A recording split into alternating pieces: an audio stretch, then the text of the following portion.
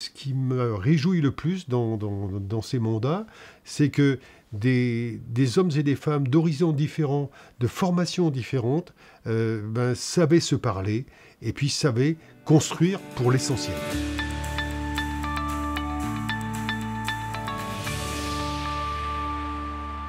Le premier défi, quand nous avons créé la communauté, a été de rassembler les deux civismes qui étaient à l'origine et de rassembler les habitants des 15 communes qui ont adhéré à la communauté de communes en 1994, puisque les décisions municipales datent de décembre 1994. C'était une équipe d'élus de tous âges. J'en étais le plus jeune à l'époque, le plus jeune du bureau au moins. Et le premier défi était de mettre en place cette nouvelle organisation en ayant à respecter des compétences que la loi imposait, c'est-à-dire des compétences sur l'économie, sur l'aménagement du territoire, entre autres.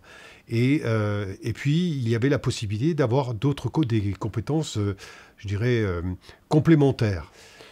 Les deux civismes avaient l'habitude de travailler un petit peu ensemble, mais de façon séparée, sans avoir, bien sûr, de ligne politique et de ligne budgétaire commune. Donc les 6 premiers mois ont été consacrés à mettre en place cette nouvelle équipe. Il fallait que nous ayons une réflexion d'ensemble sur le territoire.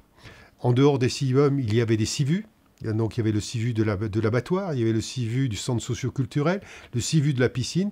Et tout ceci a été intégré pour la fin de l'année 95 pour que la communauté ait vraiment du sens sur notre territoire. Ça a été la rénovation totale de l'abattoir public.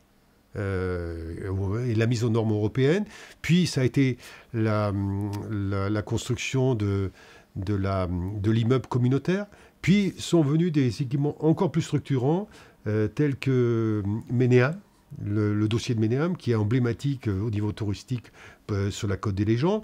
La construction de Kerch-Ezekiel, ainsi que, et là c'est peut-être, on a dépassé le cadre communautaire, c'est quand au début des années 2010, nous avons mis en place le renouvellement de la piscine avec les deux communautés, la nôtre, celle de l'Esdevin-Côte des Légendes, avec celle des Abers, donc de Plabennec.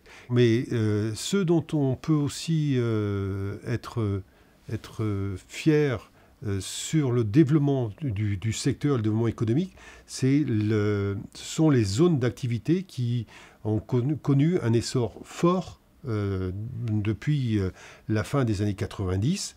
Je crois qu'il était important que nous ayons une belle vision sur l'économie, parce que grâce à l'économie, ce sont des emplois qu'on crée localement, et qui dit emploi, dit population qui habite, et puis qui dit population qui habite, c'est des services, ce sont les écoles, etc., etc. Il me semble que la volonté de faire en sorte que l'ensemble de la population des 26-27 000 habitants de la communauté puisse avoir le même service, quel que soit leur lieu d'habitation, a été un principe que nous avons travaillé et essayé de mettre en œuvre tout le temps. Ce qui me réjouit le plus dans ces mandats, c'est que des hommes et des femmes d'horizons différents, de formations différentes, savaient se parler et puis savaient construire pour l'essentiel. On a créé des fondations et j'en suis pour quelque chose, mais les autres élus aussi, parce qu'il y avait vraiment consensus sur ce qu'on voulait faire. Je n'ai pas de regrets, je suis heureux de ce que j'ai fait, donc de mon parcours. Moi, je suis content d'avoir servi la population. Et puis, il faut surtout faire en sorte de donner envie aux jeunes de s'investir dans la fonction. Et ça, c'est important. C'est important parce qu'il ne faut pas que ce soit auto-administré nos collectivités. Il faut qu'il y ait encore de la création, et puis des idées différentes. Mais ce n'est pas grave, les idées différentes. Si le débat est là, la vie, elle continue.